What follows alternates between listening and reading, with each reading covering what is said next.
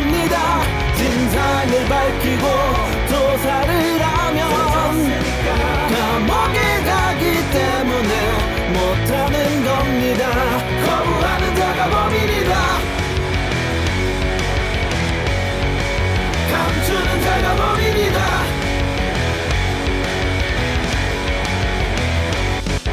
네 입으로 말했잖아. 죄졌으니까 거부하는 거라고. 당연한 얘기잖아. 거부하는 자가 범인이란 거 뻔뻔한 낯짝으로 해서 무시해봐도 이미 너는 알고 있을걸. 이놈에게 닥칠 그 뻔한 결말을 네 입으로 말했잖아. 진상을 밝히면 감옥에 간다고. 당연한 얘기잖아. 감추는 자가 범인이란 거 멍청한 소리를 해대며 모른 척해도 이미 너는 겁먹었잖아. 오금절이잖아. 식은땀 흐르잖아.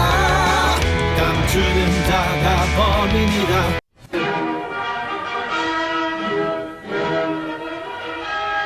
탄핵 뉴스.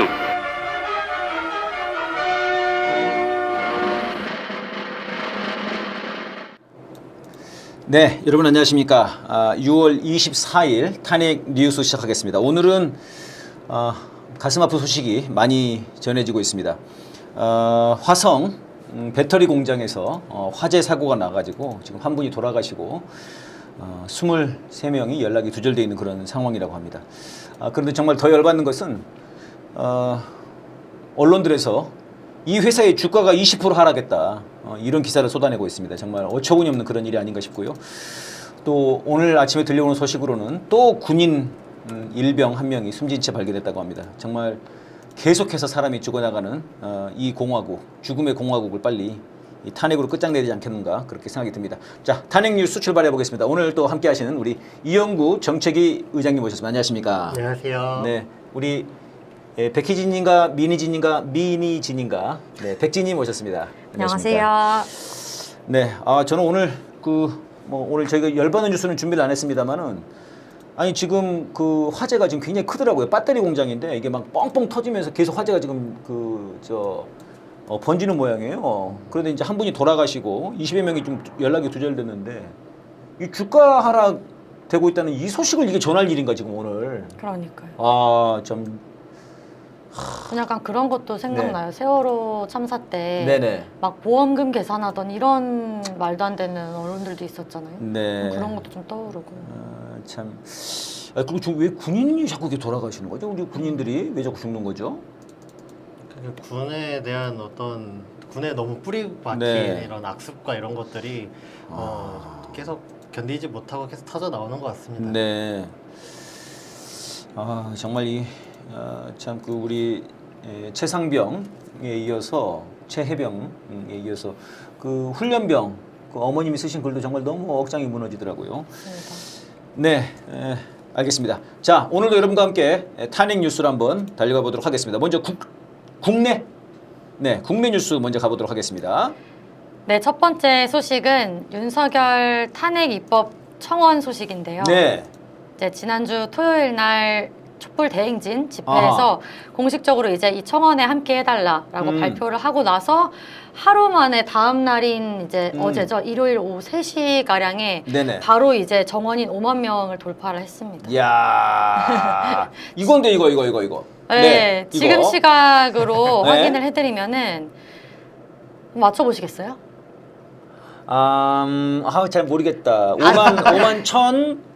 5만 천? 10만 돌파했다 써 있구나. 오늘 아침에 10만 명이 넘었어요. 10만 천. 10만 천. 11만. 12만 3천을 넘었어요. 오, 지금 현재. 네. 와, 대박. 12만 3,606분이 함께 해주셨어요. 지금 제목 잠깐 없애줘야 되는 거 아닙니까? 이렇게 되면은. 네네. 여러분, 참여 QR코드인데요.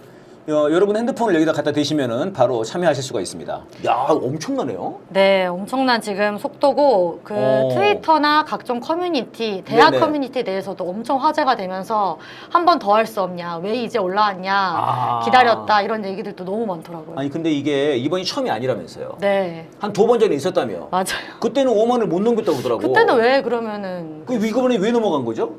촛불행동이 해서 그런가? 명의가 촛불행동이에요 이게?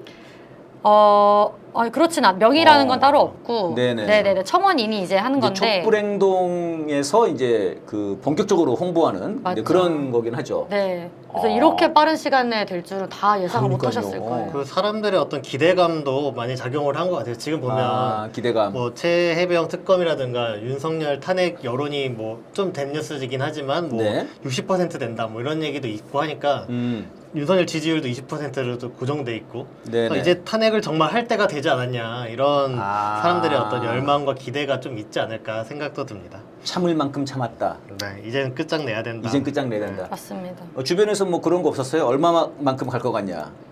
그러니까 저번에 집회 때 이제 바로 푸른나무님이 어. 1년 뒤에 탄핵했더니 안 된다고 사람들이 6개월 했더니 네네. 했더니 뭐 3개월 아니요 네. 당장 한 달 했더니 그때 맞아요. 조금 한 달 정도면 아니 사실 이거 이제 이 5만이 원래 목표인데 이 5만이 쉽지 않거든요 원래. 맞아요. 쉽지 않아요. 않습니다. 네, 잘 안 돼요. 안 되는데 지금 이제 10만이 됐는데 이게 이제 지금 약간 분위기 탄 거잖아요. 그러니까 이게 어느 정도 갈 것 같아요? 몇만? 자 맞춰보기. 네, 일단 7월 20일까지 기간이거든요. 그렇습니다. 지금? 한 달이어가지고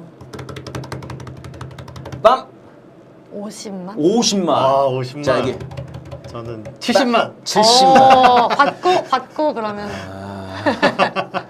저는 여문을 모아서 100만. 네. 제가 제일 포부가 적은 걸로. 그래서 알겠습니다. 이게 이제 5가지의 탄핵 대표 사유를 청원의 내용으로 담고 있고요. 네. 법사위가 소관위원회로 이제 지정이 돼가지고 어. 이게 이제 동의 기간이 딱 차면은 위원회 회부가 되게 됩니다. 그렇군요. 예, 알겠습니다. 다음 뉴스로 가볼까요? 두 번째는 이제 최혜병 특검법 법사위를 통과했다는 야! 소식인데요. 오늘 1번 소식, 2번 소식 정말 기쁜 소식들이네요. 네, 맞습니다. 네. 그래서 어쨌든 앞에 좀 마음이 아프고 속상한 네, 네. 소식을 전했는데 다시는 좀 그런 일이 생기지 않게 하는 데서도 좀 큰 작용을 그러기 해주지 위한 않을까. 법이죠, 이 법이. 너무나 중요하죠. 바로 그런 그러기 법이죠. 위해서. 네. 네. 그래서 법사위를 통과해서 지난 금요일에 본회의에 회부가 됐고요. 네. 국힘당은 여전히 안 나왔습니다. 아하. 이제 여기에서 이제 수사 대상도 굉장히 크게 확대가 됐다라고 하고 특검 추천 그리고 특검이 임명할 수 있는 특별 수사관 네네. 수사관이 40명까지 임명할 수가 있고 필요하면 20명까지도 파견 요청을 할 수 있다는데 네. 규모가 최대 규모였던 최순실 특검과도 비슷한 정도의 큰 특검 수준이라고 합니다. 이게 사실상 이제 우리 국민들이 느끼기에는 이게 탄핵 특검이 되는 거네요. 그런 거죠. 네, 그 정도 급이다 이런 끝까지 거네요. 파야 될 것 같아요. 예, 근데 이게 이제 7월 19일인가요? 네. 우리 최혜병 이 목숨을 잃은 날이. 그 전에 정말 그 최혜병과 그다음에 그 부모님들의 네. 정말 이 죽음의 진실을 밝히고자 하는 그 염원, 우리 국민들의 다 마음이고요. 맞습니다. 이게 반드시 해결돼야 될 것 같습니다. 네. 네. 그래서 너무나 응당한 특검법이고 반드시 필요한 것인데 네네. 한동훈이나 이제 국힘당 측에서는 이거를 계속 정쟁으로 몰아가고 그렇습니다. 이런 식으로 굉장히 나쁘게 하고 네. 있는 것도 진짜 문제가 큰 것 같아요. 그러니까 한동훈이 또 이거 특검법 얘기를 했더라고. 자기가 당 대표가 되면 이거를 이제 해야 된다고 얘기를 했더라고요. 쥐가 뭔데? 지금 올라온 게 있는데 왜? 뭘 또 해? 자기가 뭐 아니 그러니까 이거는 지금 통과된 이 특검법을 자기는 거부하겠다는 거 아니에요? 사실상 그런 거죠. 그런 거지. 자기가 부정하겠다는 거잖아요. 지금 하고 있는 거를. 아니 그러니까 쥐가 완전 이거는 그러니까 이용해 먹는 거예요, 진짜. 그거야말로 그거야말로 자신이야말로 이용해 먹는 거지. 법을 이용해 가지고 지금 최혜병의 그 죽음의 진실을 규명하는데 뭐 지가 꼭 해야 돼? 민주당이 하면 안 되고 꼭 지만 해야 되는 거예요? 그러니까. 어처구니 없는 놈이에요. 근데 이것도 이마저도 대통령실에서 야 너 주제 넘는다? 라고 얘기를 했어요. 네. 네, 사실상 거부를 했습니다. 그러니까 지금 언론에서는 이제 한동훈이나 이런 사람들이 이제 최혜병 특검을 받는 것처럼 이제 네, 네. 전향적인 태도를 보이는 것처럼 해가지고 포장을 하고 있긴 한데 네. 사실상 이제 이대로 가면 불리하니까 특검 추천 권한이라도 이제 뭐 대법원장이라든지 아니면은 뭐 대한변협 뭐 이렇게 주자는 의견들을 이제 내고 있는 거죠. 그래서 사실은 어떻게든 이걸 좀 무력화시키고 약화시키려고 맞습니다. 하는 건데 포장을 또 시키는 것 같습니다. 이렇게. 본질을 네. 잘 봐야 될 것 같습니다. 네, 홍준표 대구시장인가요 지금? 네. 홍준표가 야 한동 네 특검 이 준비나 특검이나 해. 해라. 진짜 그런 얘기가 너무 많더라고요. 그런 얘기하고 있습니다. 네. 예, 다음 뉴스로 넘어가 볼까요? 네, 다음도 이제 최혜병 특검법 법사위 관련한 네. 이야기인데요. 이 많은 국민들이 완전히 피가 네. 거꾸로 솟는 분노를 뚜껑 열렸죠. 경험하셨던 뚜껑이 열렸습니다. 증인 선서 거부 관련된 내용입니다. 회수 당일인 8월 2일에 이제 윤석열이 개인 번호로 이종섭과 임기훈과 신범철과 막 통화했던 거에 관해서 물으니까 이제 네네. 바로 밝힐 수 없다. 뭐 거부하면서 증인 선서를 거부한 네. 거죠. 이 세 사람이 아하. 임성근, 신범철, 이종섭이. 네. 그래서 증인 선서를 거부한다는 게 도대체 어떤 의미냐? 위증하겠습니까? 네라고 한 거 아니냐는 거잖아요. 그렇죠, 결국에. 그렇죠. 그런 거죠. 거짓말하겠습니까? 네, 네, 이런 네. 거잖아요. 아 근데 이거를 이게 법적으로 문제가 안 되나 왜? 그러니까 얘기죠. 이해가 안 되더라고요. 그러게요. 아니 그러니까 당연히 거짓말하면 안 되고 약간 통과 의뢰 같은 거잖아요. 그냥 형식적으로 사실 그냥 그렇죠. 당연히 진실을 말해야 되는 거고 거짓말하려고 증언하면 아니, 그게 그러니까- 무슨 의미가 있어요, 도대체? 그러면은 못하면 이놈을 바로 뭔가 감옥에 집어넣는다랄지 뭐 그런 게 있어야 되는 거 아니에요? 아니면 거기에서 그럼 더 파고들어서 그러면 그게 어떤 의미냐? 왜 선서를 거부하냐라고 막 뭐 더 얘기를 하든지요. 네.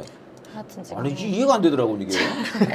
국회 나와가지고 증인으로서 이거를 선서를 해야 되는 건데. 이렇게 황당한 경우가 없는 것 같아요. 진짜 인간이냐. 그러니까 보통은 인간들이 출석을 아니에요. 해서 인간이 그냥 아니야. 대답을 거부하겠습니다. 그냥 네네. 선서는 하고 답변 안 하겠습니다 하면 되는데 네. 굳이 선서를 거부하겠다고 하고 발언은 하는. 혹시라도 그 자기가 한 말이 거짓말이 돼서 이것이 또 위증으로 될까봐 지금 이제 그러는 것 같은데 이거 자체가 사실은 네. 자신들이 범죄자라는 것을 증명하는 거죠 이게. 시인한 거죠. 시인한 거죠. 네. 이게 사실 이래서 막 실수 같은 게 나왔잖아요. 실제로 막 네네, 나왔죠, 이번에. 전화했는데 네네네.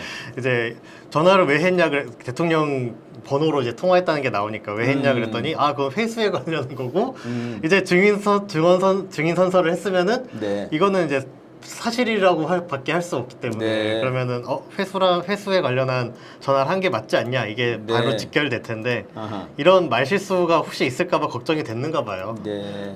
그래서 아득바득. 정말 이거는 그 이제 법적인 제재를 조치를 할 수 없는 상황이다 보니까 이제 이런 꼼수를 부리는 건데 이것만 봐도 빨리 특검을 해야 된다는 게 얼마나 중요한가 이걸 보여주는 것 같아요. 맞아요, 맞아요. 네. 그만큼 많은 것들을 숨기고 있구나라고 하는 감추는 거를 자가 범인이다. 알 수밖에 없는 거죠, 사실. 예. 넘어가겠습니다. 예, 알겠습니다. 네, 네 번째는 이제 22대 국회 원구성 이야기인데요. 지난주, 지지난주 계속 얘기했던 것들인데 이제 국힘당에서 11대 7 받아들일 거냐, 아니면 나머지도 못 받아들인다 이런 식으로 막 이제 생떼를 부리고 있었는데 네네. 23일까지 협상을 했을 때도 이제 어제까지도 결렬이 된 거였죠. 네. 이번 주말까지를 우원식 의장이 최종 시한으로 제시를 했는데 이제 오늘 의원총회에서 국힘당이 11대 7 받아들이겠다. 아하 이거 하는 아니 걸로 그냥 이제. 계속 강경하게 나가지 왜 이걸 받았지? 국힘당 없으니까 국회 잘 돌아가던데. 정말 저희가 바라는 그림이었는데. 그, 그런 얘기 많았어. 네. 맞아요. 아니 니네 6월달 세비는 받을 거냐? 그런 얘기 있었잖아요. 아무것도 안 했잖아 6월달에. 뭐 다 거부하고 다 안 들어가고. 다 안 했으니까 그러면은 세비를 받지 마라. 그리고 앞으로 쭉 오지 마라. 괜찮은데? 그러니까 네. 그게 맞는 괜찮죠? 말이죠. 네. 뭐하러 받았지 이거를? 그러니까요. 그러니까 진작에 그냥 18대 0으로 그냥 빨리 해버릴 밀어붙였어야 거였는데, 되는데. 이거. 18대 0으로. 네. 네. 아쉽습니다. 그거 괜찮았을 것 같은데. 맞아요. 네. 근데 이거에 관련해서 이제 뭐 아쉬워하시는 분들이 많은데 한겨레 성한용이라는 기자가 네. 민주당이 상임위원장을 독식한 이런 결과에 대해서 본인의 말이에요. 대선 승리 걸림돌이 될 수도 있겠다. 뭐 민주주의는 독식이 네, 아니라 공존이다. 이런 얘기를 이제 했는데 아하. 이 사람 왜 이러는 거예요? 누구예요, 이 사람? 예, 한겨레 신문 이게 아마 이 대기자일 거야 아마 지금. 아, 유명한 사람이에요. 유명한 사람이죠. 그 예전에는 뭐 민주화운동 관련해서 글도 많이 썼던 그런 사람인데 이게 그야말로 딱 수박 논리 아니에요? 그러니까. 예? 아니 이게 중도층 얘기하면 다 수박이라고 보여져.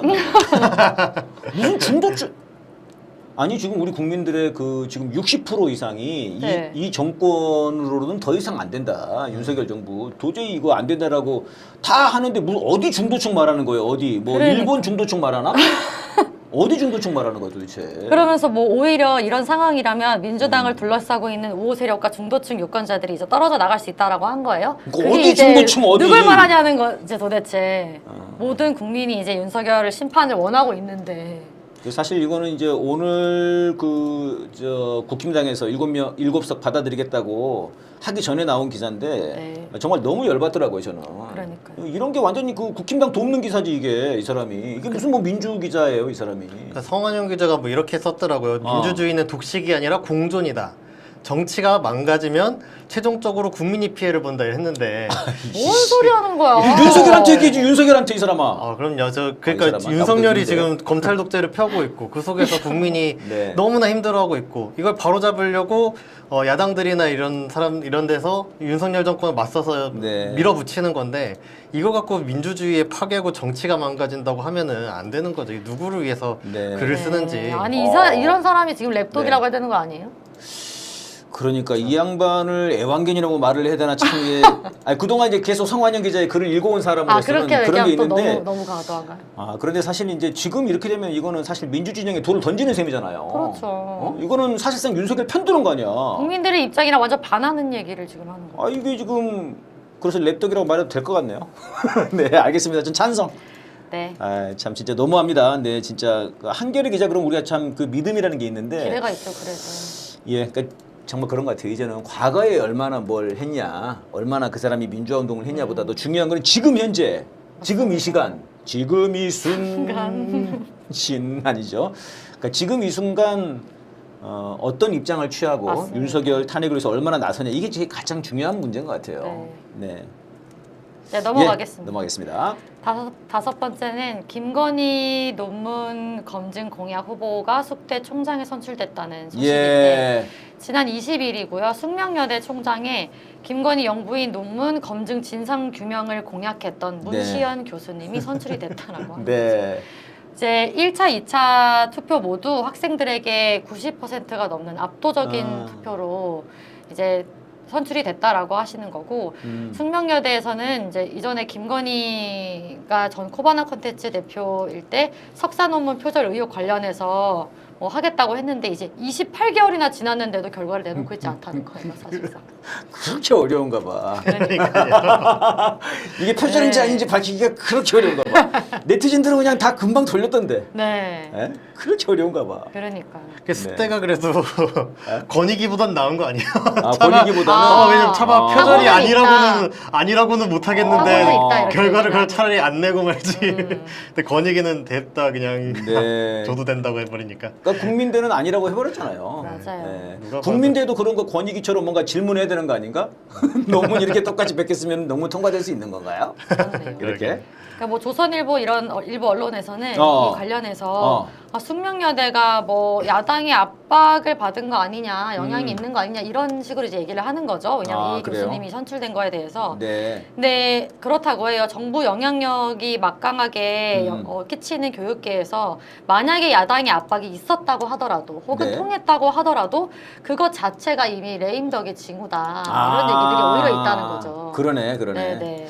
그러니까 판결이 아닌데, 그러니까 이제 총장 투표에서는 네. 이분이 1등이 됐는데 네. 문제는 이게 이제 이사회에서 낙점을 하는 거더라고요. 맞아요. 근데 사실 이것도 황당하긴 한 거야. 맞습니다. 직접 투표로 됐어야 되는데. 그러니까. 근데 아무튼 그 이사회가 7명이 비밀 투표를 또 했다더라고. 네. 겁이 많이 났던 모양이에요.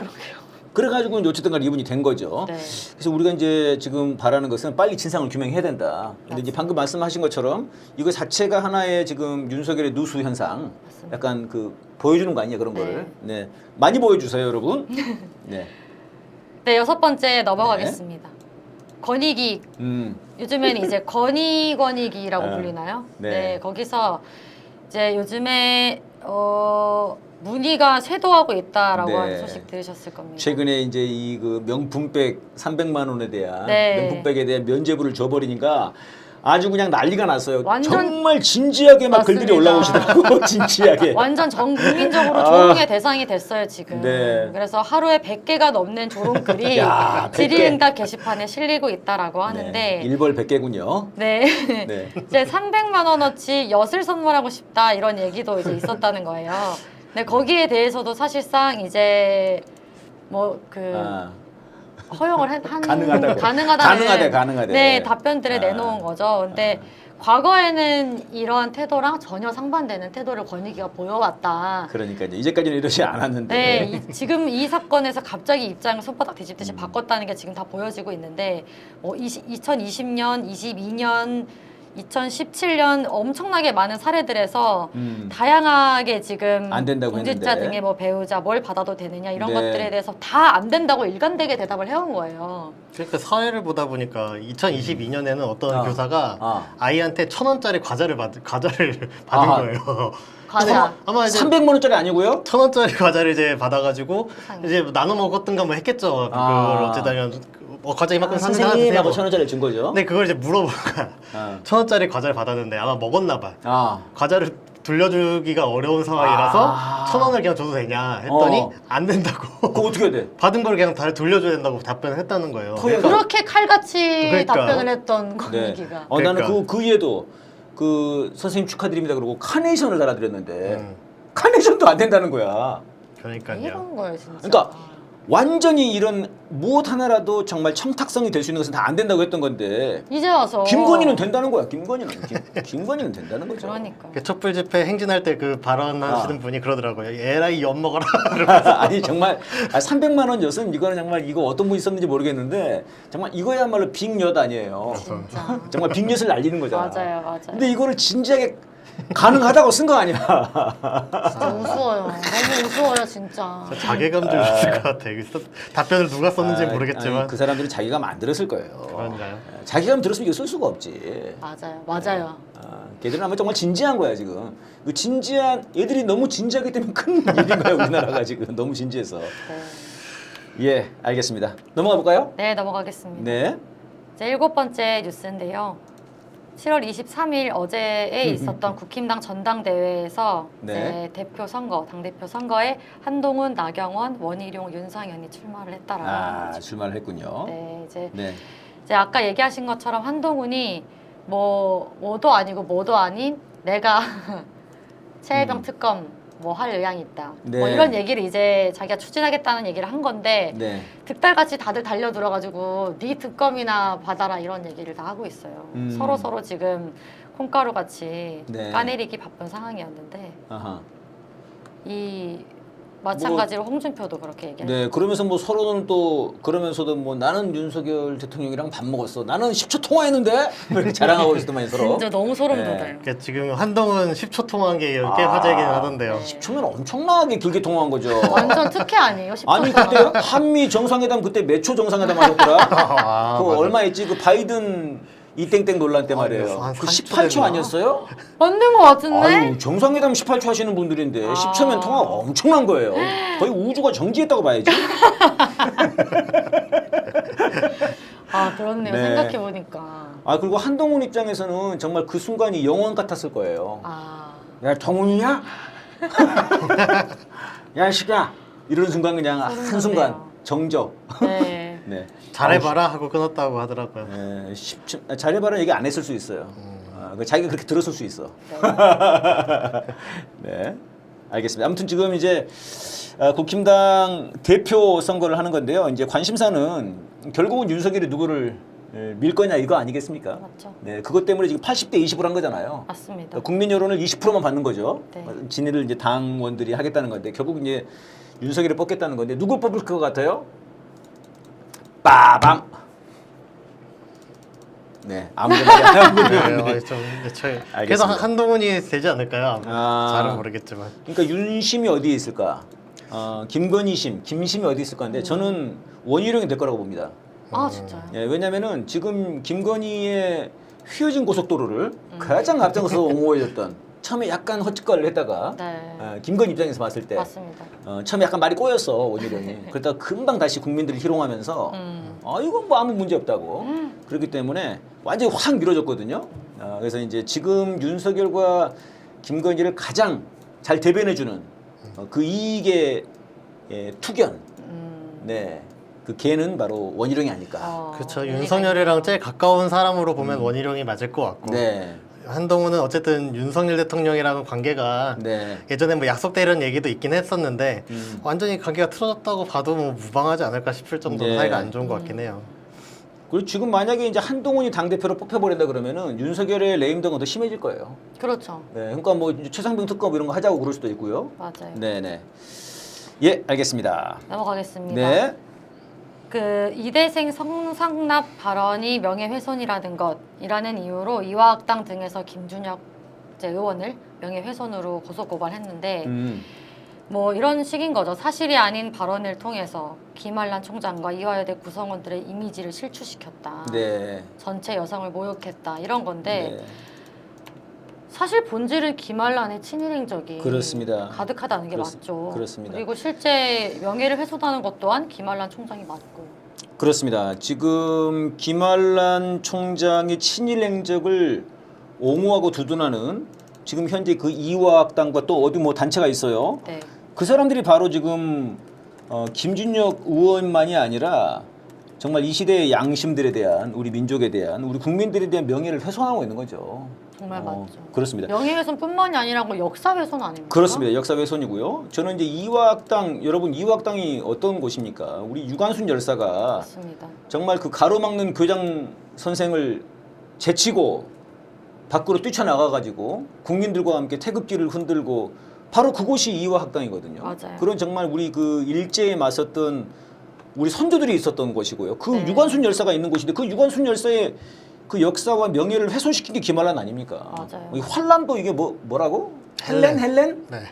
얼마나 머릿속에 이 저 친일 사대 그러니까. 친미가 박혀 있으면은 그러니까 헬렌 거를 우리나라 말로 바꿔서 환란이라고 한 거 아니야. 근데 맞습니다. 우리나라 사람들은 어때요? 외국 사람들 이름을 다 우리나라 사람들 바꾸고 싶어 하잖아. 우리는 오히려. 그렇죠. 사실 그렇죠. 그 프리즌 브레이크였나? 네. 서코필드. 네. 그거 한국말로 바꿔가지고 서코필. 뭐 이렇게 바꾸잖아 우리는. 오히려 맞아요. 우리나라 이름으로 바꾸려고 하는데. 맞아요. 얘는 지 이름을 외국 이름으로 바꾸려고 그래. 그게 이 사람의 이제 사상이 어떤지 그런 거 보여주는 썩어 빠진 거죠. 거예요. 네. 그러니까 실제로 이거는 뭐 역사에 있는 일이고 맞아요. 이대생들을 진짜 그렇게 해가지고 막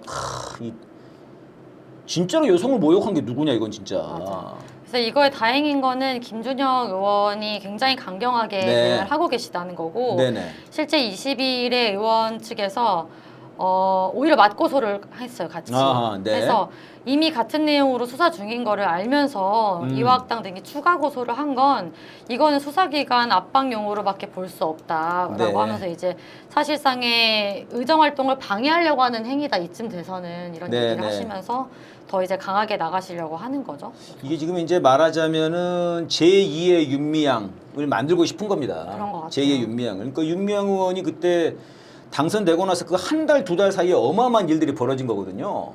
그래가지고 그때 6월 초에 그 손영미 소장님이라고 네. 평화의 우리 집 그 소장님 돌아가신 거거든요. 네. 지금 막 그때 5월, 6월 난리였어요. 지금 그렇게 만들고 싶은 거예요. 네. 김준혁 의원을 그래서 만들고 싶은 건데 맞습니다. 택도 없는 일이죠. 택도 없습니다. 진짜 강하게 김준혁 의원께서도 나가시고 우리 촛불 시민 여러분들도 함께합니다. 강하게 함께해야 될 것 같고 이게 지금 기자회견이 또 네. 준비가 되고 있어요. 이대 그 졸업생분들이 또 그 같이 또 잘 아시는 구사나 네. 지난번 후보였죠. 네, 이제 구사나 저희랑 후보가. 대변인입니다. 아 대변인이죠. 네. 우리 구사나 그 국민주권당 대변인이 이대 출신이거든요. 네. 그래가지고 이번에 이제 내일 기자회견을 또 연다고 이화학당 여기 규탄하는 김한란 동상 끄집어 내야 됩니다. 이런 목소리를 많이 내야 돼. 김한란은 사실 국가가 공인한 침입하고 낙낙클럽도 어쨌든 간에 이 미군과 미국을 접대하기 위해서 여성들을 내몬 건데 네. 그것만 해도라도 이제 반여성적인 행보가 너무나 그렇습니다. 또 자기 제자들을 그렇게 내몰았는데 맞습니다. 이거에 대해서 오히려 문제점을 지적한 거를 반여성이라고 몰아가면 이런 파렴치하고 이제 그런 게 이런 행동이 어딨나 고소고발을 그러니까. 한두 개가 아니라 계속 하고 있는 것 같아요. 누가 고소하고 누가 고발하고 이런 걸 계속 이어가는 거 보면은 말씀해 주신 대로 그래서 정치적으로 하나 트집거리를 하나 표적을 삼아서 네. 마녀사냥거리를 만들려고 지금 하고 있지 않나 이런 의심이 강하게 드는 것 같습니다. 저는 방금 그 말씀하신 이 파렴치한 거 있잖아요. 이게 지금 떠오르는 것 중에 하나가 또 노소영도 그래 나는. 그 노소영하고 최태영 그 지금 이혼 소송하고 있잖아요. 네. 그 뭐 1조 3천억인가? 네네. 그 이유 중에 하나가 노태우가 돈을 SK에 밀어줬기 때문에 가능했다는 거 아니에요. 그게 지금 공소시효가 끝났기 때문에 우리 그 범죄잖아 범죄. 네. 근데 공소시효가 끝났으니까 이제는 그거 노소영이 자기네 돈이고 가족 돈이고 그러니까 이혼 그걸로 줘야 된다 나한테 지금 이러고 있는 거거든요. 그러니까 이제 최태원이 뭐 바람을 폈냐 아니냐 이거랑은 별개로 이 노태우가 갖고 있었던 돈이 이게 뭐냐는 거야. 국민들 죽여가지고 만든 돈 아니에요. 맞아요. 근데 그걸 노소영이 지가 버젓이 돈 달라고 그러고 얼마 전에는 뭐 서울대인가 가가지고 뭐 대학생들 앞에서 뭐 강의를 했는데 뭐 아무도 왜 질문을 안 해? 사람들이 이렇게 뭐 학생들이 뭐 패기가 없어 이런 식으로. 진짜요? 아, 그럼 거기서 누가 질문을 하나 이 그 사람아? 사람이 무슨 강의를 하는데요? 몰라요. 뭐 무슨 강인지. 아니 그러니까 완전히 이거는 파렴치한들이야. 파렴치한들 진짜. 그러니까요. 예? 지들이 범죄를 다 저질러 놓고 말이에요. 지금 생각이 또 나는 게 네네. 요즘에 또 논란되는 게 있습니다. 이나대 이승만 조형물 또 교내 설치를 또 어. 두고서 이제 논란이 일고 있는데 이런 것도 또 우리가 좀 네. 계속 저지를 해야 될 것 그러니까 같아요. 역사를 완전히 지금 네. 뒤집어 엎으려고 하는 거예요. 그러니까요. 진짜. 네. 역사 전쟁입니다. 맞습니다. 정신 바짝 차려야 될 것 같습니다. 맞아요, 맞아요. 네. 네, 9번째 뉴스 넘어가겠습니다. 네. 라인 야후에서 이제 요번에 18일 정기주주총회에서 이 사진을 전원 일본인으로 다 교체를 했다는 거예요. 네. 그러면서 네이버와 완전히 이제 결별을 선언을 하고 있는 거죠. 위탁 서비스도 개발 종료하고 축소 방침하고 이런 식으로 다 관계를 끊고 있는데 중요한 거는 지금 이 사태에서 일본 정부가 깊이 개입되어 있는 게 아니냐 이런 사실이 네. 드러났습니다. 마이니치 신문에 따르면 이제 지난 3, 4월쯤에 자민당의 의원이 손정희 회장과 만남을 갖고 라인을 일본이 가져와야 된다라고 그때 이제 요구를 했다라고 하는 네. 거예요. 거기서 손 회장이 내가 책임지겠다 이런 얘기를 했다라는 게 이제 드러났는데 생각했던 것보다 더 깊숙이 전부터 진행이 되어 온 게 아니냐 네. 이런 거죠 지금. 그렇습니다. 이게 결국은 지금 이 기사는 라인 야후를 일본이 뺏어 갔다 이런 기사죠. 그럼 지금 우리 언론에 난리 났어야 됩니다. 지금 이거. 맞아요. 이거 난리 났어야 돼 지금. 오늘 하루 종일 나와야 돼 이 기사가. 근데 이제 안 나와요. 아니 나오지를 않아. 아예 안 나와요. 이거는 완전히 그 윤석열이 라인 야후를 팔아먹은 겁니다. 일본 놈들이 어떤 놈들인가? 그때 그 우리나라 대법원에서 그때 강제 동원됐던 그 피해 어르신들에게 그 일본 그 기업들 해가지고 돈 못 내겠으면 한국에 있는 기업들이라도 억류해가지고 돈을 주라고 그랬더니 막 일본에서 난리가 나가지고 그때 했던 게 경제 침탈 아니에요? 그거 뭐 화이트리스트 만들어가지고 맞아요. 우리 그럼 뭐 니네 못 준다 잃어버린 거 아니에요? 아니 그 일도 그러는데 이거는 지금 완전히 우리 지금 AI 시대, 예? 21세기 지금 정보통신 시대인데 우리가 구축해놓은 플랫폼을 다 가져가는데 이걸 가만히 있다. 이거는 완전히 넘겨준 국제적으로 겁니다. 완전 큰일인 거 아닙니까? 넘겨준 봤을 거예요, 때도. 이거는. 이거는 후쿠시마 오염수보다 더 큰 일이에요, 사실은. 완전히 경제 침략을 당한 건데.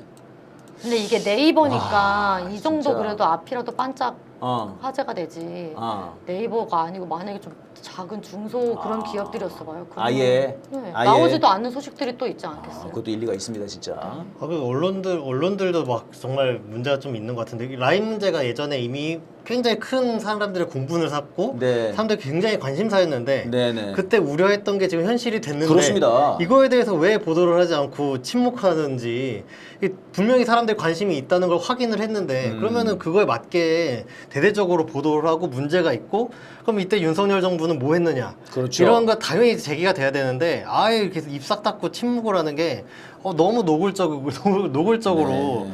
네. 일본 언론들이 지금 친일하는 거 아닌가 이런 생각이 들더라고요. 맞아요. 이 윤석열 이 친일 라인, 네? 라인 사태는 이제 윤석열이 친일 라인이다 이거니까.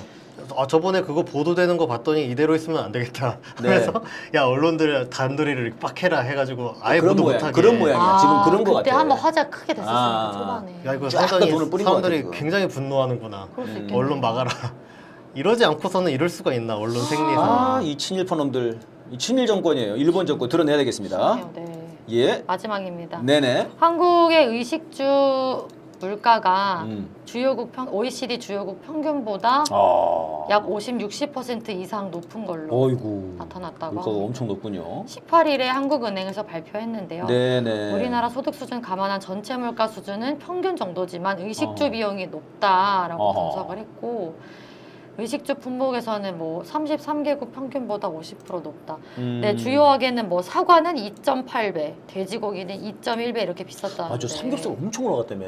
못 써요, 못 써. 저 얼마 전에 엄마 아빠랑 어. 장 보러 갔다가 사과 잠깐 봤다가 깜짝 놀라가지고 다 아. 같이 뒷걸음질 쳤다니. 아이고. 사과, 뭐 배, 지금 수박도 엄청 비싸다던데. 그러니까요.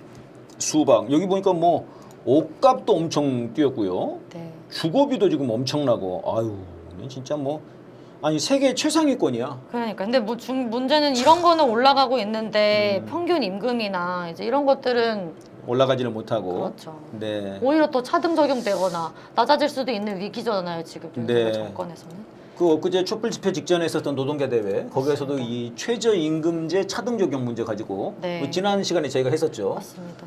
그 다른 나라는 다 지금 어떻게 하면 월급을 최저임금보다 더 주려고 그러자고 차등임금을 하는 건데 지금 우리나라는 이거보다 덜 주자고 차등임금을 주자고 하니까. 맞아요. 그러면서도 전 세계에서 이렇게 한다고 그 명분을 가져와서 눈 가리고 앙호하니까 진짜 어처구니가 없습니다.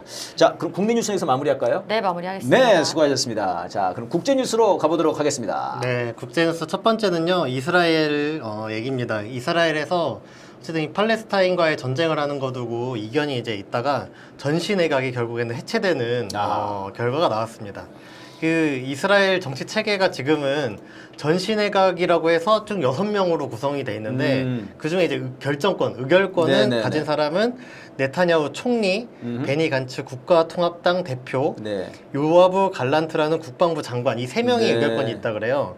근데 이제 간츠 대표가 이제 사퇴를 하면서 그 이후에 이제 전시내각이 해체되는 네. 상황을 갔다는 거고요. 그만큼 이스라엘에서 내부 이제 분열이 심각하다 이런 걸 보일 수 있는 이런 조치라고 할 수 있습니다. 그래서 여러 가지로 뭐 국방부 장관이 네타냐후 총리와 상의 없이 네, 오전 네. 8시부터 오후 7시까지는 군사작전을 하지 않겠다. 예. 이렇게 선언을 해서 네타냐후 총리가 이게 무슨 일이냐 받아들일 수 없다.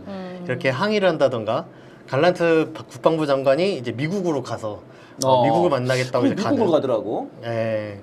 그래서 신기하다 이게. 네타냐후 총리가 이제 미국의 이제 버림을 불편한데 미국 입장에서도 네. 이제 버림을 받는 거 아니냐 뭐 이런 분석도 좀 나오고 하더라고요. 그러니까는 그 군사 그 행동을 중단하니까 낮에는 안 하겠다 이러니까는 미국이 오 잘했어 이렇게 얘기를 했더라고. 네. 네타냐후는 열받아가지고 막 그러고. 근데 CNN은 또 이스라엘이 레바논과 전면전 때 미국이 지원하겠다고 약속했다고. 이건 또 뭘까요, 네. 그러면? 그 지금 그 헤즈볼라 네네. 헤즈볼라와 이제 이스라엘 사이에서 좀 공격이 오가고 막 이랬는데 전면전으로 확전할 분위기가 지금 네. 아. 농후한 것 같아요. 그래서 이스라엘이 레바논 헤즈볼라가 있는 레바논을 공격하는 계획을 승인했다든가 이런 게 있는데 네타냐후가 어쨌든 전시대학도 해체되고 네. 미국도 좀 탐탁치 않아 하는 것 같고 이런 분위기 때 이거 전쟁이 더 커져야 내가 좀 살 수 있겠다 뭐 이런 생각 이런 계산도 좀 깔려 있지 않을까 생각이 들더라고요. 네타냐후는 그럴 것 같습니다. 네. 네타냐후는 지금 위기거든요. 이스라엘에서 네타냐후 물러가라고 시위한 게 10만 명이 시위를 했대잖아. 그러니까요. 10만 명이면 엄청난 거예요. 네. 우리 서울시청 앞에 다 차고 막 광화문까지 막 들어차는 거예요. 그렇죠, 그렇죠. 그 정도 엄청난 건데 이스라엘에서도 이제 그렇게 네타냐후가 지금 굉장히 위기에 몰려 있는 거거든요. 그렇기 때문에 이제 레바논과의 전쟁으로 이 위기를 돌파할 수 있는 거죠. 지금 우리가 마치 윤석열이 자신의 위기를 전쟁으로 돌파하려고 하는 거 아니냐 이런 것처럼. 그렇죠. 네타냐후는 그런 것 같고 미국은 이제 거기서 간을 볼 것 같아요. 네. 사실 지금 어디입니까? 그 라파 지구에 지금 폭격하는 거 관련해 가지고 네타냐후를 막 뭐라고 혼내는 것 같지만 뒤에서 그 무기는 다 미국이 대주는 거예요, 맞아요. 사실상. 태도가 너무 진짜 지금도 계속 이스라엘이 어쨌든 그렇습니다. 국방부 장관이 뭐 공격을 중단하고 뭐 이런 얘기를 했다고 하는데 그렇습니다. 그래도 계속 공격하면서 지금 매일마다 뭐 네. 20명씩 40명씩 사망자가 이제 계속 속출하고 계속 있는 나오더라고요. 계속 상황입니다. 나와요. 네. 어제도 뭐 몇 명 죽었다, 그제도 몇 명 죽었다 이게 계속 나옵니다 지금. 그 이스라엘의 악행은 어쨌든 얼마 전에는 이제 팔레스타인 어떤 남성이 이제 부상을 입은 거예요. 근데 이스라엘 사람들이 차 위에 그 본네트 있지 않습니까? 네네네네. 거기다 다친 사람을 이렇게 올려놓고 묶어놓고 달리는 영상 막 이런 게 나와가지고 사람들이 이제 분노하고 막 이런 일도 살인마들 있었는데 아니야? 살인마들 진짜 악마들. 이게 박사도 인간이 할 수 있는 짓인지 정말 악마들. 예, 지금 이제 만약에 레바논으로 전쟁이 확전이 되면은 이거는 이제 중동의 3차 중동 전쟁만이 아니라 3차 대전으로 될 수도 있을 것 같고요. 네. 예, 또 다음에 또 우크라이나 관련된 얘기가 있으니까 또 거기서 더 얘기를 해보죠. 네. 네, 넘어가 네. 보겠습니다. 다음 뉴스는 미국이 우크라이나가 러시아 본토를 공격할 수 있는 범위를 확대해줬다 뭐 이런 기사인데요. 그 미국이 자기 무기로 러시아를 공격해도 된다 이런 얘기를 했다고 저번에 네. 전해드렸는데 하르키우 일대로 이제 한정을 했었다고 합니다. 그런데 네. 하르키우 일대가 아니라 이제 전역에서 공격해도 된다라고 확대를 해줬다는 거고 네. 뭐 그러면서도 뭐 제한을 건 건 있습니다. 뭐 우크라이나 국경으로부터 100km 이내 범위에서 공격해야 되고 러시아의 공군 기지는 공격하지 못하게 제한했다. 뭐 이렇게는 했는데 그래도 어쨌든 이 러시아 공격 범위를 넓혀주는 이런 조치를 했다는 거고 이게 북러 정상회담 이후에 그런 네네. 거에 대한 조치가 아니냐. 뭐 왜? 이런- 왜요? 북러 정상회담에서 어쨌든 이 북한과 러시아 사이에 군사적인 협력이 이제 공고해지니까 네. 미국 입장에서는 러시아를 좀 더 이제 강하게 군사적으로 압박하기 위해서 네. 한 조치가 아니냐 뭐 이런 어쨌든 시점상으로는 네. 북러 정상회담이 있자 음. 그 뒤에 이런 조치를 했기 때문에 그런 말도 좀 나오고 있는 형국입니다. 네, 저는 이제 이걸 보면서 어떤 생각이 들었냐면은 이제는 병력과 병력의 대결은 끝난 거구나. 그런 생각이 들더라고요. 그러니까 이제 이제까지는 러시아 군대와 우크라이나 군대, 사실상 우크라이나 군대는 이제 서방이 훈련시키고 실제로 거기는 장교들도 많이 들어가 있다고 그래요. 네. 프랑스랄지 뭐 군인들도 있다고 그러는데 이제는 이 접전을 통한 전쟁은 끝난 거예요. 그러니까 실제로 땅을 다 뺏겼잖아요. 이제 그러니까 러시아 입장에서 특수군사작전으로 뺏겠다고 하는 자기들이 차지하겠다고 했던 그 땅들은 다 얻은 거거든요.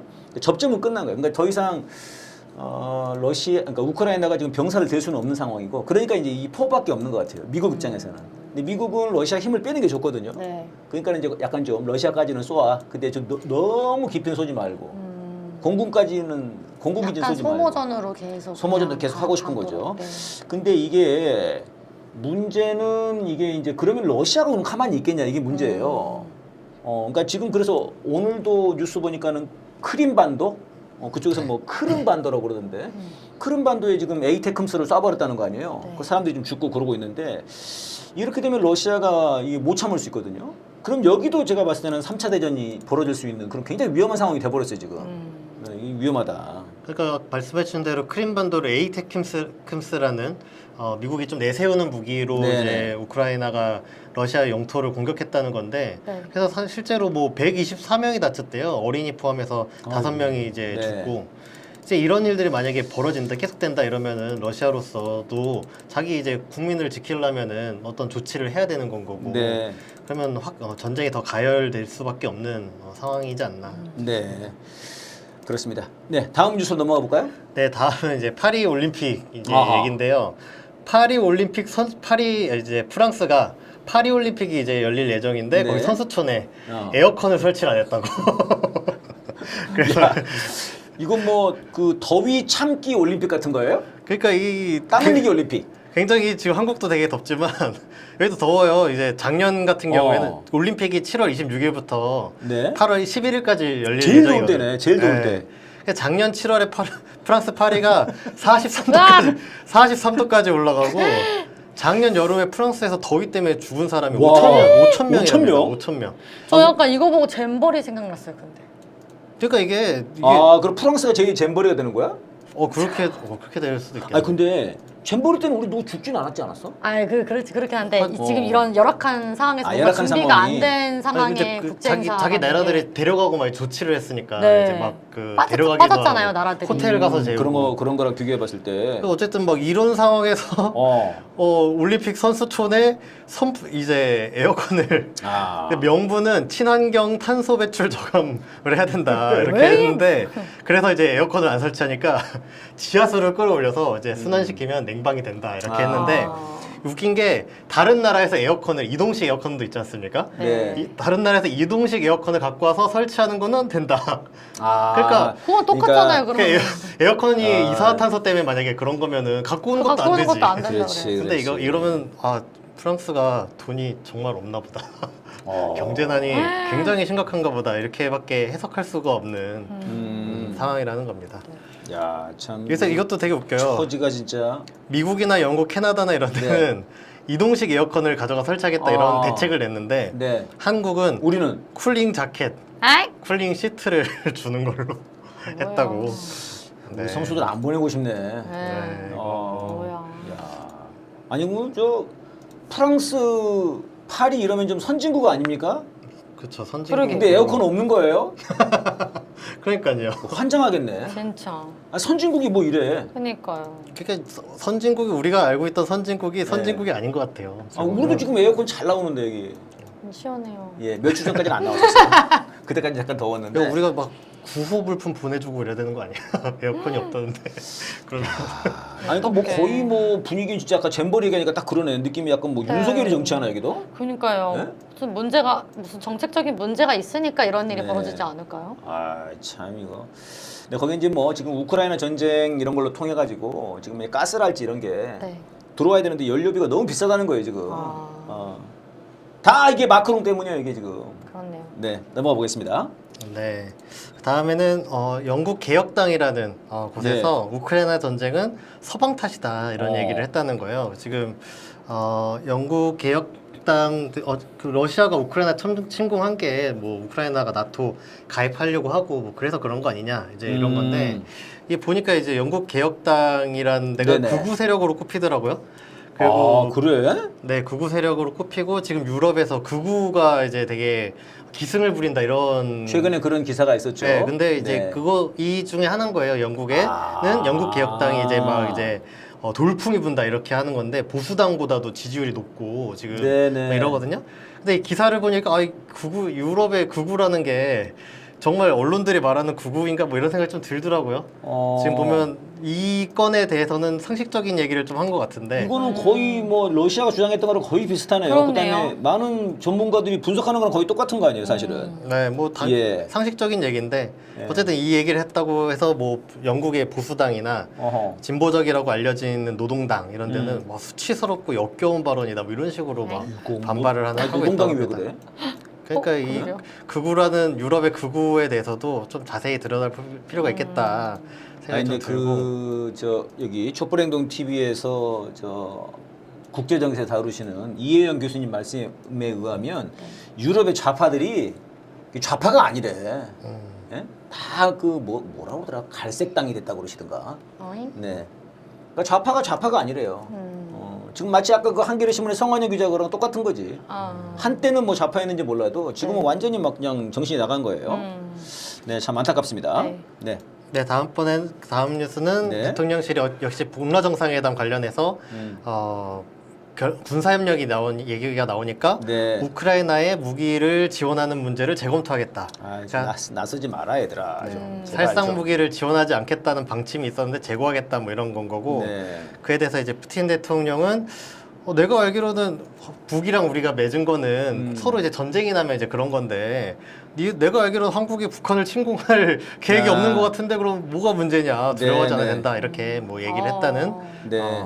거고 우크라이나에 살상 무기를 제공하면 아주 큰 실수가 될 거다 이렇게 얘기를 했다고 합니다. 네. 그러니까 이제 북한과 러시아가 군사 자동 개입 네. 뭐 이런 것들을 이번에 이제 동맹 관계를 복원을 했어요. 이제 여기에 이제 대통령실에서 열받은 것 같은데 일단 푸틴이 한 말이 저는 사실 굉장히 좀 신기하더라고요.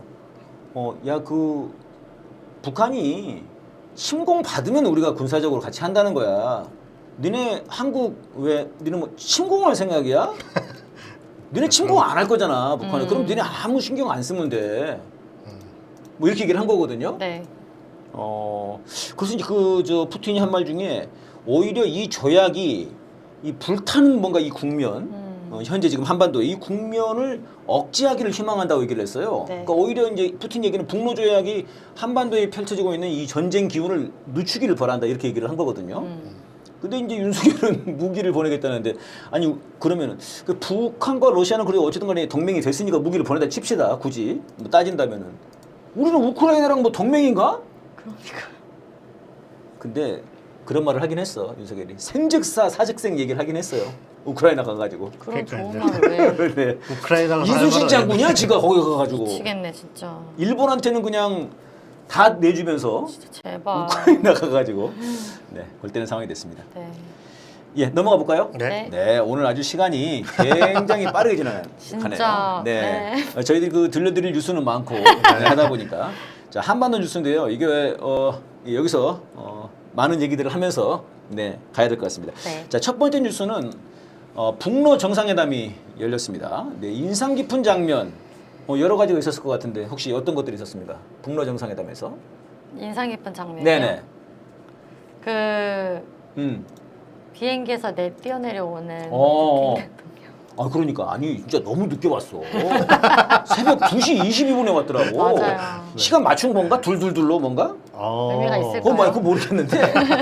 야, 이 새벽 2시는 좀 너무하지. 좀 늦게 오긴 했죠. 너무 늦게 왔어. 그래가지고 우리 언론들이 야 진짜 지각대장 푸틴 막 그래가지고 엄청 쓰려고 그러다가 푸틴이 너무 이렇게 뛰어내려오는 그러니까 지각대장으로 쓰려고 그러는데 저렇게 뛰어내려오면 지각대장으로 하기 좀 그런데 되게 약간 미안했나 봐. 네. 푸틴이 미안하고 굉장히 반가운 것 같더라고. 막 뛰어내려오대. 그러니까 기싸움 같이 포장을 하려고 했는데. 맞아. 기싸움으로 표정하고 싶었어. 맞아. 기싸움이라기엔 너무 해맑고 너무 거기서- 반갑게 이렇게 네. 헐레벌떡이라고 표현했더니 그렇네. 막 그렇게 막 내려와서. 아 언론에서 맞다. 헐리벌떡이라고 표현했어요. 아니 제가 예. 묘사- 그렇게 표현해도 잘 되는지 모르겠지만 하여튼 아니 어느 언론에서 그렇게 다뤘더라고. 굉장히 막 빠르게.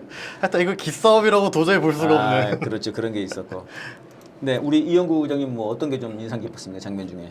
아 저는 이제 그 차량 러시아에서 북에 이제 차량을 선물을 했는데 아우루스. 네. 거기 이제 번호판이 7271953 이렇게 돼 있더라고요. 이제 한국 전쟁이 끝난 정전 협정 기념일인 거죠. 그거를 이제 번호판을 번호판으로. 달고 한 승용차를 선물한 게 의미심장해 보였습니다. 네. 어떤 게 의미가 심장만한 건가요, 이게? 아, 네, 어제 그게 이제 한국 전쟁을 둔 게 어떤 북한과 이제 러시아가 미국을 상대로 이게 미국과 북한이 이제 전쟁을 주로는 이제 한 네, 전쟁이다 네. 이렇게 볼 수 있겠는데 그 북한과 러시아가 미국에 맞서서 같이 대항하겠다. 뭐 이런 의지로도 보일 수 있는 것 같고 네. 뭐 그런 점이 아하. 인상 깊었습니다. 이게 보니까는 나는 그 숫자가 이게 러시아가 번호판에 붙여졌나 봐. 그렇죠. 그러니까 우리는 보통 이제 연도를 먼저 쓰고 이렇게 쓰잖아요. 아, 근데 네. 약간 서양은 약간 좀 그렇게 반대로 그쵸, 쓰잖아요. 이렇게 네. 7271953 쓴 거 보니까. 그러니까 러시아 쪽에서 약간 좀 이 727을 조금 이렇게 그 의미 있게 좀 한 것 같고 말하자면 이제 북한은 이제 그날을 미국한테 전쟁에서 승리했다고 자기들은 이제 주장하는 날이란 말이에요. 네. 근데 그걸 러시아도 약간 이제 그 승리를 인정해주고 뭔가 뭐 호응해주는 그런 차원에서 한 거 아닌가 그런 생각이 들었어요. 예, 그리고 아무튼 이번에 많은 일들이 있었는데요. 지금 뭐 시간이 없으니까 간단하게 이제 압축을 하자 그러면은 여러 가지 이제 분야별 의미가 있었던 것 같아요. 우선은 이제 정치 외교적으로는 많이 내세우는 것 중에 하나는 이제 다극화더라고요. 이게 다극화가 이제 미국의 일극으로 돼 있는 이 체제를 다양한 세력들이 다극화를 해야 된다. 이제 이런 게 이제 뭐 러시아 푸틴도 계속 주장을 하고요. 중국도 주장을 하고 지금 뭐 브릭스랄지 이런 게 맞아요. 그런 일환인데 그런 것들을 아예 이제 그 조약에서 담은 거 이런 것도 있고 조약이 뭐 24조인가요? 네, 이렇게 굉장히 길던데 다양한 방면을 다뤘더라고요. 네. 그래서 이제 군사적인 부분 이게 이제 제일 관이 이슈가 되는 거예요. 3조 4조가 네. 그래가지고 이제 뭐 자동 개입 조항이다. 그래서 진짜 뭐 침공받으면은 뭐 서로 군사적 지원한다 이게 이제 많이 돼 있고 그다음에 경제 협력도 엄청나게 많더라고요. 네. 그래서 이제 뭐 그 북한과 러시아 사이에 있는 그 핫산과 라선시 라진 선봉지구 네. 이쪽이 엄청 개발될 거다. 원래 여기가 우리 옛날에 한국도 같이 개발 하려고 네. 들어가고 그랬다고 그러더라고요. 맞아요.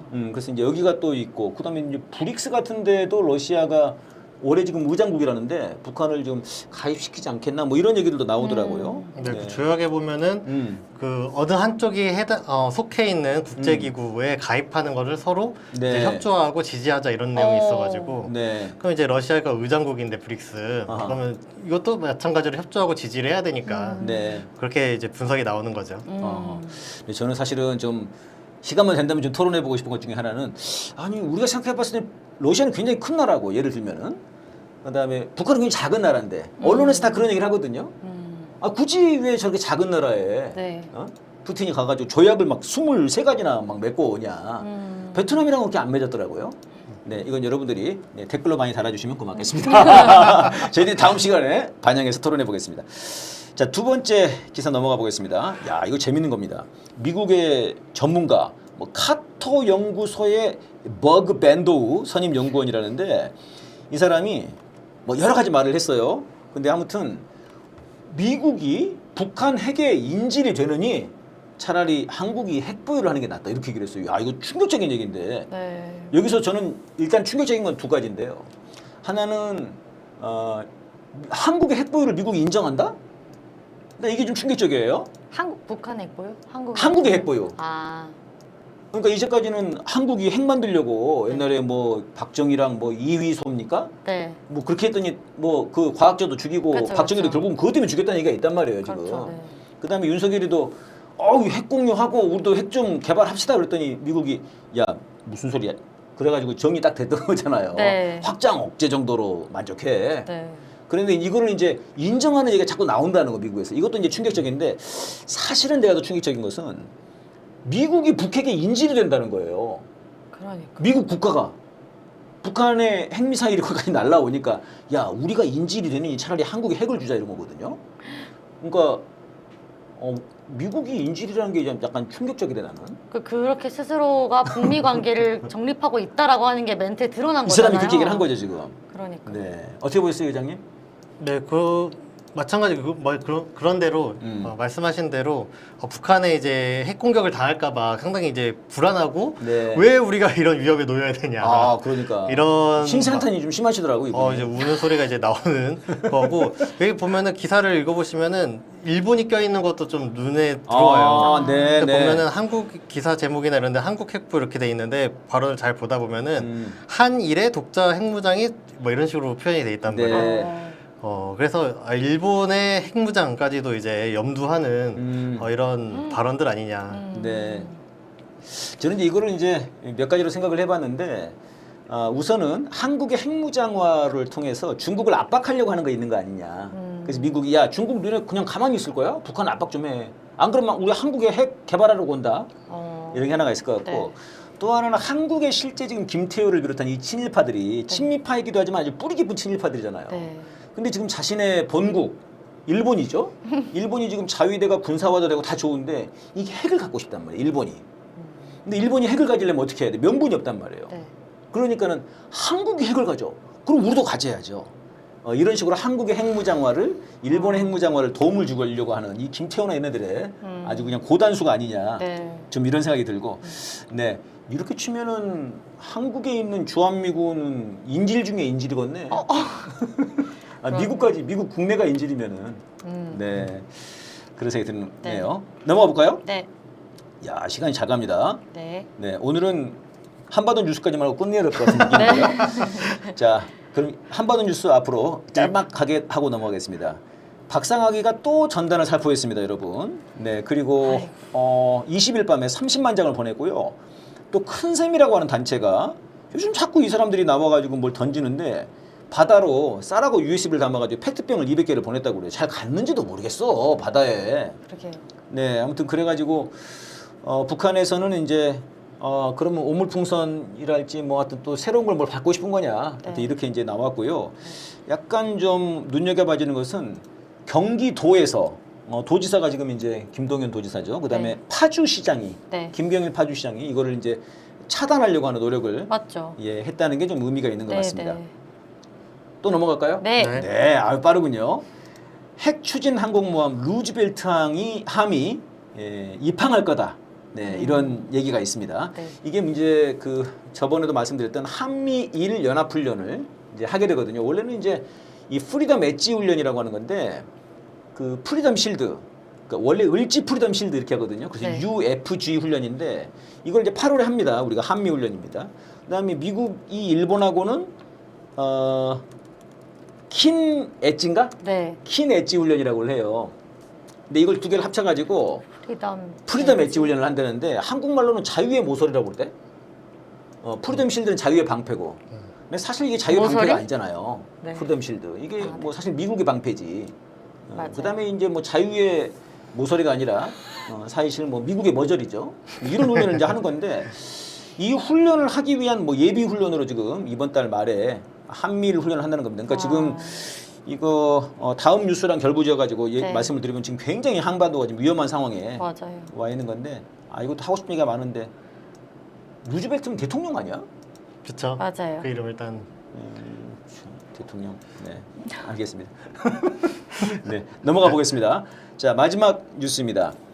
전방에서 실사격 훈련이 진행이 된답니다. 이거 진짜 위험한 건데요. 너무 무서운데? 내일이 6.25죠. 그래서 네. 6.25를 기점으로 각 군에서 실사격 훈련을 하겠다. 해병대들이 이제 백령도, 연평도에서 진행을 하고 지금 그 군사분계선 전체적으로 지금 포사기 훈련을 할 모양이에요. 네. 그래서 원래는 20날 진행을 할 거라는 얘기가 있었는데 그날 안 했거든요. 그래서 저는 이제 안 할까 싶었는데 지금 대북전단 이거는 미국이 사실 보내는 거거든요. 네. 미국 돈으로 보내는 건데 대북전단도 보내고 포사격도 실시한다. 그리고 한미일 훈련도 한다. 이러면은 이거는 굉장히 위험한데요, 지금 상황이. 최고조로 치닫는 거 네, 아닌가요? 네. 거의 지금. 그 지금 형국으로 보면은 네. 미국의 그러니까 이 프리덤 엣지 훈련도 잘 보면은 좀 이상한 게 훈련이 언제 하겠다는 건 없어요. 입항을 했거든요. 지금 들어와 있어요. 아, 들어왔어. 네, 들어가서 있는데 훈련을 언제 하겠다는 게 지금 계속 안 나와요. 규모도 안 나오고 일정도 네네. 안 나오고 이번 주에 한다는데. 근데 입항한 상태에서 지금 서해에서 윤석열은 이제 실사격 훈련을 한다. 네. 그러니까 항모 들어와 있는 상태에서 연평도나 이런 데서 포사격 한다는 게 이게 어떤 의미로 봐야 되겠는가. 네. 상당히 이제 위험천만하고 북한이 만약에 대응하는 거에 대해서 윤석열이 불안해하든지 아니면 미국이 네네. 야 북한이 대응하면 우리가 여차하면 개입할 수 있다. 뭐 이런 메시지일 수도 있고 하여튼 예. 매우 좀 위태로운 상황처럼 좀 보이더라고요. 예, 백진님, 그 공연도 앞두고 있는데 이게 전쟁 나면 공연도 안 될 텐데 어떻게 보십니까? 안 상황을. 되게 해야죠. 어떡해요? 예, 막아내야겠습니다. 예, 지금 이제 윤석열이 뭐 하루하루 지금 탄핵으로 한 걸음씩 걸어가고 있는 거 아니겠습니까? 맞습니다. 네, 지금 민주당이 이제 총선 이후에 굉장히 강력하게 지금 밀어붙이고 있고요. 그 과정에서 이제 청문회에서도 어쨌든 간에 이런저런 말들이 튀어나오는 거 아니에요. 그거는 회수하려고 했던 뭐 이러면서 이제 그렇게 말하면 안 튀어나오고. 되는데. 내가 왜 그랬지? 뭐 이렇게 튀어나오는 거고 다급한 거예요, 지금. 이런 속에서 이제 이거를 아까 네타냐후가 이스라엘 총리가 레바논과의 전쟁으로 자신의 위기를 극복하려고 하는 것처럼 윤석열이 이 전쟁으로 극복할 수 있을 것 같아요. 그래서 이 전쟁이냐 탄핵이냐 이게 지금 이번 주 다음 주 굉장히 지금 6월 마지막 주가 맞습니다. 참 위험한 주가 아닌가 그런 생각이 듭니다. 저희들이 또 탄핵으로 윤석열을 빨리 빵에 보내고 맞습니다. 청원도 많이 하시고. 네. 청원 여러분. 예. 여러분 이게 지금 여러분 그 전쟁을 막을 수 있는 가장 빠른 방법입니다. 맞습니다. 이거 지금 한 열흘대로 100만을 하셔야 됩니다, 여러분. 네. 네. 아스바카는 한 100만이었고 이 몇만? 제가요? 아. 제가 100만이라고 하지 않았어요. 아주 좋았어요. 네, 여러분 그러면 또 다음 주에 뵙겠습니다. 고맙습니다. 감사합니다. 감사합니다.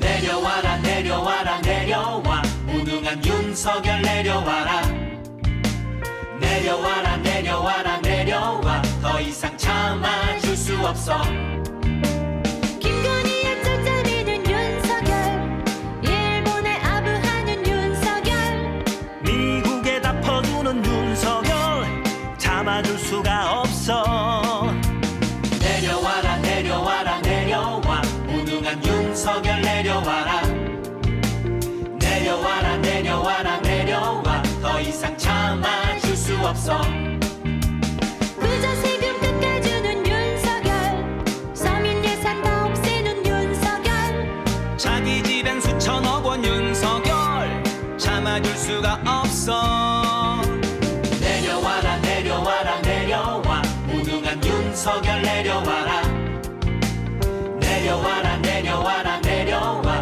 더 이상 참아줄 수 없어